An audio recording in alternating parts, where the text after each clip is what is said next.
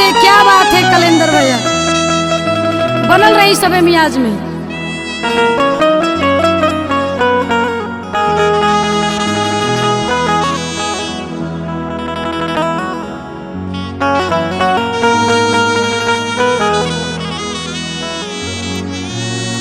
कलेंदर भैया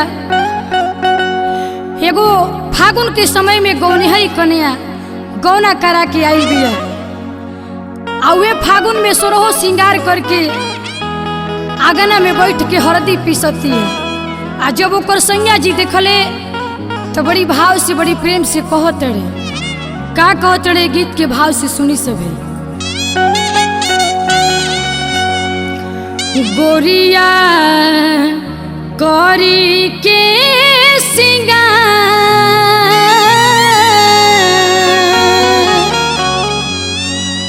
गोरिया करी के श्रृंगार, और आंगना में पिसलू हरदिया,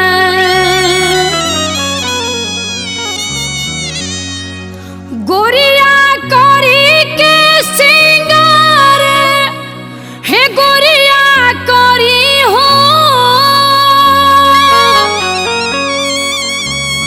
गोरिया करी के श्रृंगार, गोरिया करी के श्रृंगार, आंगना में पिसली हरदिया, गोरिया करी के